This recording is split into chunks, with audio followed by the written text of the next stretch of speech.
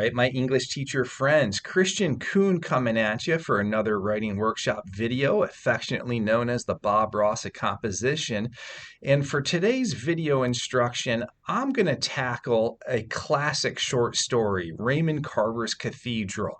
So with my on-level juniors and my AP Lit students, I'm at that time of the year where we're focusing on FRQ2-esque type essays, doing short story units. So what I want to do for my students, and I'll do it for your students as well, is show how do you tackle a literary analysis from start to finish for a short story, for an FRQ2 type prompt. So I'm going to start with my blank canvas and I'm going to Bob Ross the whole thing. I'm going to get to the easel and I'm going to paint a whole bunch of intros for you. I'll show you some body paragraphs and I'll even show you some of my favorite conclusion stems for the conclusion paragraph. So let's stare at that blank canvas for a second. It's completely devoid of words. We're going to ask ourselves the following question. How do I write the introductory paragraph? And those that are familiar with my work, you know that I have two heuristics, one called the declarative thesis and the other the inverted thesis. Here's the kicker. For literary analysis, I typically have my guys invert the thesis. And again, I'll model this for you. So just sit tight and I'll unpack it for you. But for the AP Literature exam, for all three FRQs, my students invert. Even my on-level students. So this year I'm doing just on-level juniors. So for my on-level juniors, I likewise have them invert. So in order to make the magic happen, I think we got to say this. You got to Bob Ross your instruction. In order to really demystify writing, I think it's important to equip kids with good, workable, accessible, dynamic heuristics. And that's what the declarative and inverted thesis are. And then for the body paragraphs, I use the heuristic of the syllogistic method. The second thing you got to do is you got to paint with and for your students. Get to your canvas, get to your easel, and write with them. For the purposes of this writing workshop, I made life easy. I've done all the writing. I've written a ton of exemplars for this.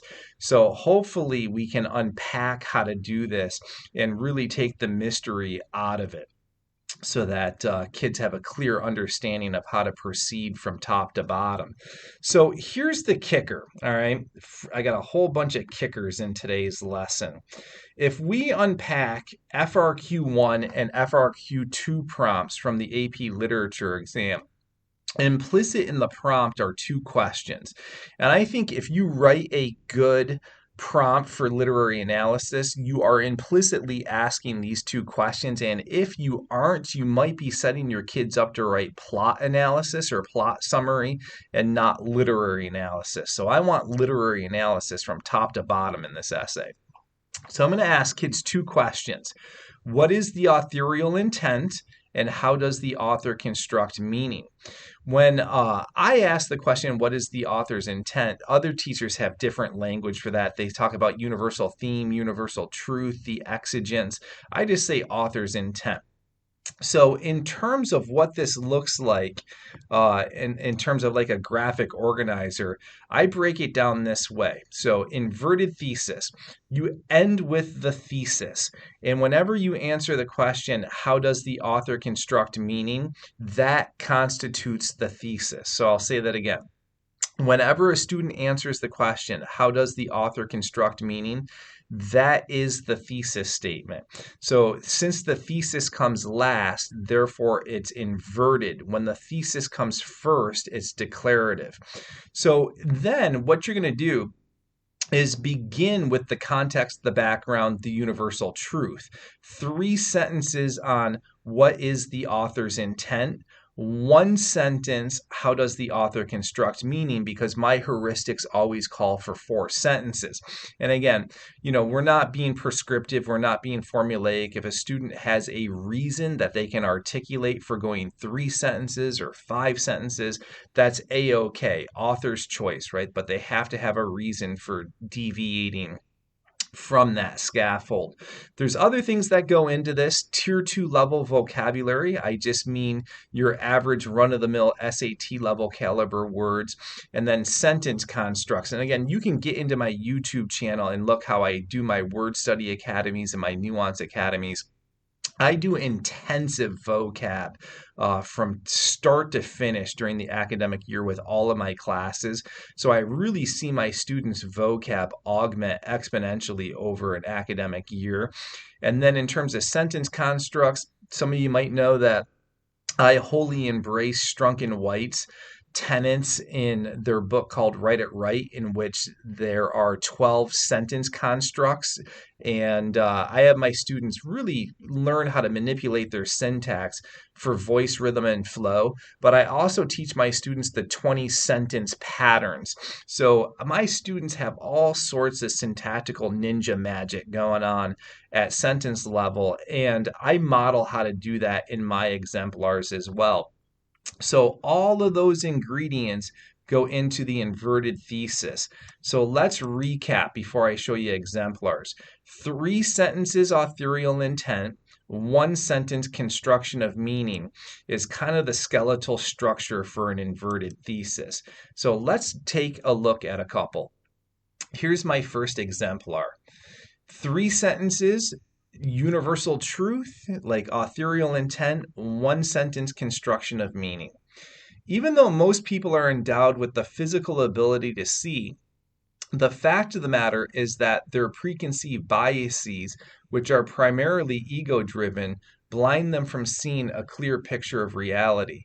As such, physical sight is an inverted form of blindness which blurs the prisms of factuality and actuality. In this sense, sight becomes a crippling malady that renders one more blind than the actual blind. So in those 3 sentences, you can see that I'm really hammering home the sight blindness binary and kind of the irony of the play. Those are the 2 most important things going on in this. Last sentence, I got to drop my terms, devices, techniques, right? When you articulate the thesis, how does the author construct meaning? You got to get anchored in the terms, the devices, techniques. I usually tell my students focus on 2, no more than 3 of the most salient terms. So look what I do here. Raymond Carver, in his short story Cathedral, explores the various ironic angles of this interchange through the many exchanges of his principal characters. So up top, I'm kind of insinuating the binary, right, between sight and blindness. So there's no need to say it again. So quite simply, that's just the 3+1 paradigm. 3 sentences authorial intent, 1 sentence construction of meaning. Might be a little confusing. You might be scratching your temple saying, Christian, that makes 0 sense. So let's do it all over again. Let's really demystify it. So we'll simplify this one. As strange as it may sound, there is so much light that gets blotted out by physical sight when one gets led astray by their prejudices and preconceived biases, right? Sounds like the protagonist, sounds like the main character of, Cathedral. That's him in a nutshell.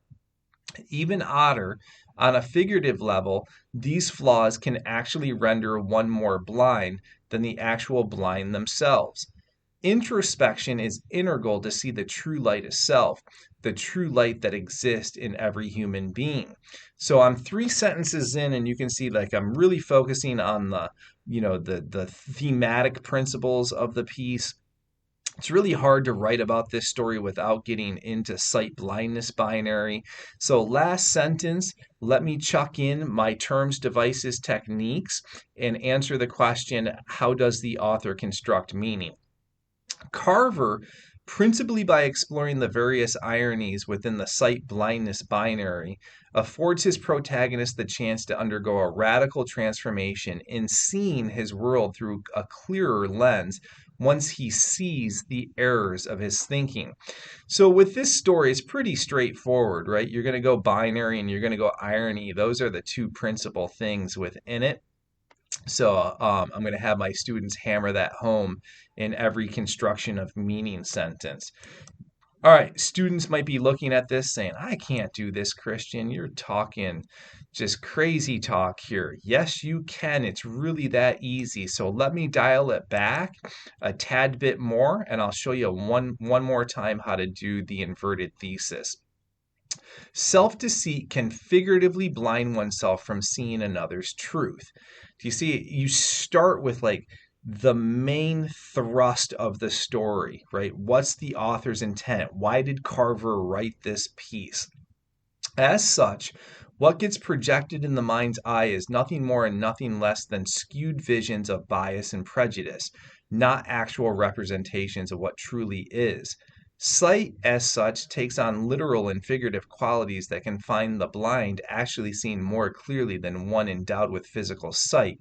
At the fourth sentence again, drop those terms, devices, techniques, answer the question, how does the author construct meaning? Through his male leads, Carver explores the various undercurrents of such ironies through the interplay of a sight blindness binary. And that is it, my friends. 3+1 every single time. Whenever you do a literary analysis, whether it be a poem, short story, novel, play, you can use that heuristic of the inverted thesis. Yeah, it's very cool. So if you are writing along with me, good place to pause. Teacher, you might model a couple for your students. Students, give it a whirl. See what you got.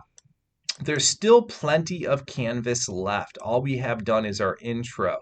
And for my students, I have them do 4 paragraphs for their FRQs on the AP Literature exam. So intro, 2 bodies, conclusion. And one of the reasons why is that when we ask the question, how do I write the body paragraphs? I use a heuristic called the syllogistic method. And the body paragraphs are going to be about 10 to 12 sentences. So if you eliminate those 3, 4, 5 sentence bagger paragraphs, you can really eliminate the third body and stick to 2. And so that's what my students have done for the better part of 20 years. So let me break down what the syllogistic method is real quickly. I'm just going to kind of fly by this because I have plenty of videos in my YouTube channel that go over this more thoroughly. So just go dive in there if I go too fast. So the syllogistic method is a heuristic that Aristotle invented when he was teaching at his school, the Lyceum. And the town boys would go there to learn about polemics, oration, debate, wordsmithing, word wrangling. And they would throw out these juicy essential questions like, what is justice? Which is the essential question of Plato's Republic, one of the, seminal philosophical texts. And Aristotle scratched his head and said, geez, why are some kids excellent at, oration and polemics? Some are just men, some tank bomb it. And one day he had a eureka moment in studying the really gifted orators. He said, I got it. They are thinking mathematically. There's like a calculative math in the structure of their argument. And he labeled it and called it the syllogistic method. So it's very mathematical, very computative. It's just when you go from premise to conclusion. So here's a simple example. If I were to say to you, premise 1, arsenic is deadly, you'd nod your head and say, yep, Christian, you are right. But then if I say, uh-oh, my dog ate arsenic in the second premise, you're naturally going to conclude, that ain't going to bode well for your dog, Christian. Your dog's going to die. Aristotle called this cogency, when you are just lockstep honed in on your argument and you're being utmost logical. In composition, at least in college board language, we refer to this as line of reasoning. So I interchange cogency and line of reasoning in my instruction. And if we take Aristotle's heuristic and morph it into a heuristic for the purposes of performing literary analysis, here's what we got. The first premise is going to be an argument containing terms, devices, techniques. One of the things that I really harp on my students about is we are engaged in the act of expository writing. And given that it's exposition, we have to argue, right? Otherwise, if we take the argument out of our language, we're going to commit a faux pas and write plot analysis or plot summation. It's going to read like a Cliff Note summary. So we got to make sure we're arguing. And in that first premise, we're going to chuck our terms, devices, techniques. Second premise comes in the form of textual support. I like to see a good teeter-totter balance of quoting and paraphrasing. And then the conclusion, right? And I really want to be mindful in saying this. Body paragraphs need to be concluded. This is where you have your textual analysis, and it's basically like a link and echo. You keep the promise of the first premise. You throw everything back to the thesis and the prompt. So in terms of math, here's how this works. The first premise is going to take 3 sentences. This is so that we can keep the centrality of the argument, but also multitask. It's much more sophisticated when kids can interlink and interconnect the terms, the devices, techniques, instead of doing one paragraph tone, one paragraph syntax, one paragraph diction, one paragraph irony, right? That's too plotting and dutiful, and it's really not skillful. Even for my on-level juniors, I don't want them doing that. So if you take 3 sentences, you have space to combine, but it also keeps the centrality of the argument. I also like to see them quote, paraphrase, like 3 times in here so that they fully flesh out the argument. And then the conclusion takes a couple of sentences, usually 2 or 3. So as I alluded to, the entire body paragraph is going to be 10 to 12 sentences. So let's break down what a first premise looks like. I am typically not a big fan of giving kids sentence stems. That's why I prefer heuristics to templates. I think we spoon feed too much to kids in the template world. And I do, early in the year, give my students a training wheel for the first premise. And it's just 4 words. Right from the onset, comma. Students often ask, where do I begin my analysis? And I said, be logical. Start where Carver starts. So start at the top of the short story and methodically, calculatively manipulate your way through the entire story and cross-weave, cross-analyze when necessary. So it's really good when you have a method, when you have a sequence, a chronology to your argument.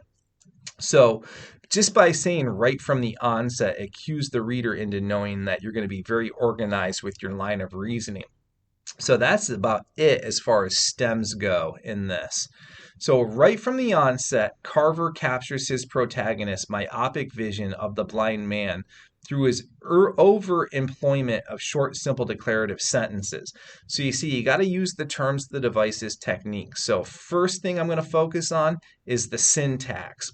This parallel syntax mirrors the sophomoric simple-mindedness of the lead character, even his tendency to reduce, objectify, and belittle his wife's guess. So the second thing I'm going to focus on is characterization and kind of theme by extension of that. So do you see how I'm beginning to connect terms, devices, techniques? So if you take 3 sentences, you can do this. But at the heart of the protagonist's shortcomings, ironically enough, is his inability to see that what fuels his actions and sentiments is his need for exclusivity with his wife. So I'm going to focus on irony as well. So if we break this into a promise, I often refer to the promise of the first premise. I got syntax, characterization, theme, and irony. I got 4 things going on here. That's why the students need 3 or 4 quotes, right, to keep the promise of the first premise. And that's a perfect segue to this. In terms of how I write, I usually write my first premise, I pause, and then I go textual support hunting. I go and find, what do I need to fully analyze the syntax? Because I promise that. In terms of talking about exclusivity, I need quotes and or paraphrases for that. So where do I go find that? In terms of characterization, quotes and or paraphrase, I got to find that. That, my friends, is what you call keeping the promise of the first premise. In other words, that's cogency, that's line of reasoning. So look at where the second premise begins. It's always in the 4th sentence. And since I started my first premise by mentioning syntax, it's probably a good idea to go chronologically, right? So order and sequence is key to line of reasoning. So check this out. Usually in the fourth sentence, I begin to quote and or paraphrase. Immediately, the narrator offers forth a litany of reasons as to why he wasn't enthusiastic about the blind man's visit. First, instead of providing a proper name, Robert is reduced to the common denominator of being a mere blind man, some old friend of the protagonist's wife. The thinking behind the narrator's objection to this visit is quite simplistic and immature in nature. So look where I go here, which is reflected and captured at sentence level. I promised an analysis of that, so I got to do it. And quoting syntax is hard, so just like paraphrase this, show it a little bit. Simply because he was no one he knew, and that his idea of blindness came from the movies. It stands to reason, quite logically, that a blind man in his house was not something he looked forward to. All right. So in terms of quote transition, I do something called the 5-word rule. If a student places a minimum of 5 words in front of the quote and keeps the quote small, it should sound conversational. So the other thing that I have my students learn is bracketing. So you can see when I quote, to keep the quotes conversational, I got to chuck some brackets in there. So you quote, you got to analyze. So I just had a few quotes there. So let's unpack this. The thinking lacks cogency. So to accentuate this, Carver exclusively has his narrator utting building block constructs, independent clauses, and short, simple declarative sentences. Rather basic and elementary, and completely devoid of emotion, the protagonist nonchalantly projects as being unfazed. So you can see I'm transitioning into the theme a little bit. I'm transitioning into characterization, all while talking about syntax in one fell swoop. But the truth of the matter is this. The blind man is perceived as a direct threat to the exclusivity the narrator shares with his wife. You seen? Everything's a promise. In order to have your line of reasoning stay intact, you got to keep your promises, right? That's the nature of cogency. That's the nature of logic. Syntactically, the frequent use of etc. by the narrator belies this fact. After each instance, he unloads a series of anaphoric arrangements, all beginning with the word she pronoun. In effect, the fact she told him he touched his fingers to every part of her face, her nose, even her neck, and that this touching left such an indelible impression as to be worthy enough to write a poem to commemorate the event, precipitating a 10-year correspondence, can only belie one thing. The blind man's trying to encroach upon the narrator's turf. So one of the things that we talk about in my class when we analyze Cathedral is there is this undercurrent of sexual insecurity in the husband, and I know that some of your districts, if you say sex, you're like, oh no, I'm going to get fired. So I just refer to it as exclusivity in this case, but if you're in a district that allows you to go a little deeper into it, that's the direction I go and what I mean by the exclusivity. But I'm not done. I got to tag a conclusion on this, right? Conclude the thought, wrap it all around. I usually go 2 sentences and just hammer home the point. The repetitive sentence structure suggests that the wife is doing the seemingly unspeakable as perceived by her husband, breaking the bonds of their exclusivity. Another man is entering the picture, which is why the narrator is not in the least bit thrilled to entertain this particular visitor. All right. So that's how I cobble together an entire syllogism, right? Take about 10, 12 sentences, first premise, second premise, conclusion, and it all comes together like that. Stay cogent, keep the line of reasoning intact. So if you're writing along with me, probably a good place to pause, have your students practice that. Teacher, you might want to write a couple on your own and give it a whirl. But we still got a whole bunch of white canvas left because I said we got 4 paragraphs. We still have a whole other body paragraph to go. So what do you do next? You bust out another syllogism, right? It's a 4 paragraph essay. All body paragraphs can be done syllogistically. So let me show you how I would proceed through this. I just switch my terms, my devices, my techniques. I switch my focus because I've analyzed the top of the short story. So I got to move on. I'm done with that. So again, I'm going to go 3 sentences, focus on terms, devices, techniques, interconnect them, interlock them. In terms of simple psychology, it is clear that what is at the taproot of the narrator's objection is his jealousy and insecurity, right? So characterization is also part of the irony. As the narrator delineates the 2 principal men, other than himself, in his wife's life, Carver underscores his diction with hints of sexual insecurity.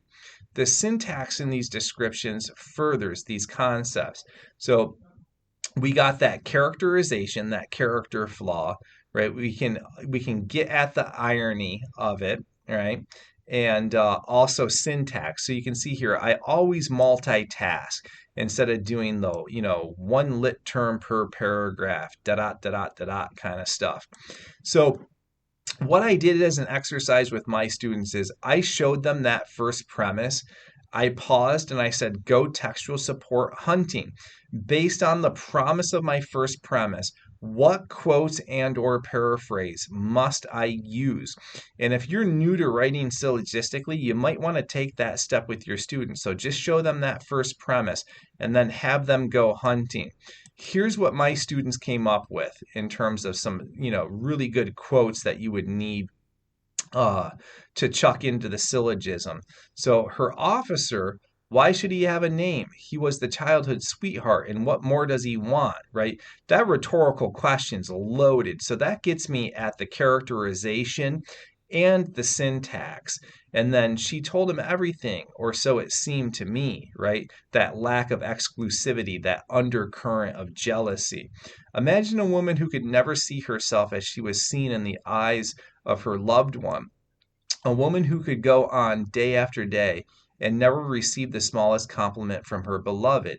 And this is the thing, like the protagonist, the narrator is talking about Robert's wife and how unfortunate she was that not to be seen. And the fact of the matter is, ironically, is that the narrator is actually talking about his wife. He does not see her. And it's kind of like Oedipus in many ways, the sight blindness binary. He doesn't see the error of his ways. So those 3 quotes work fantastically for that particular syllogism. And then what I do is I have my students steal my first premise, work with these quotes, and just scribble the second premise in the conclusion. Just to try it, right? It's early in the academic year, and they need a little scaffolding and some training wheels.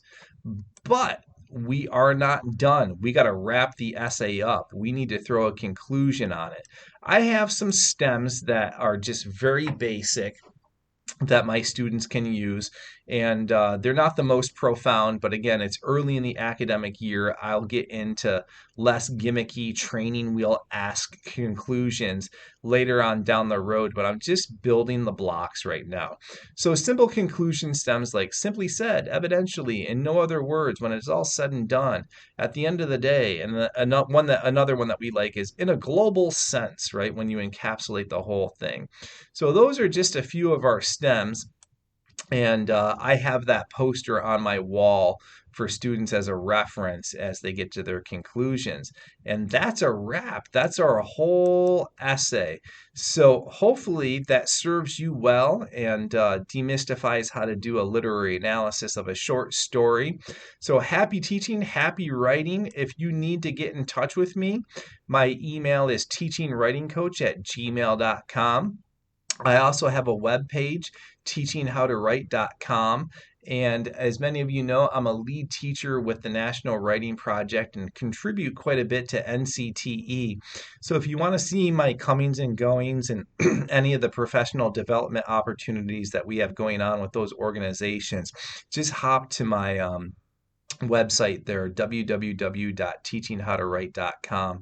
And another thing that I'm starting to do is professional development with school districts. So if you ever want me to come in and, do a Zoom session with your department or even drive to your destination, which I've been doing quite a bit of lately, hit me up at my email and we can talk and put something together. So I love doing professional development for organizations and departments. So that's the end. Be well, happy teaching, happy writing.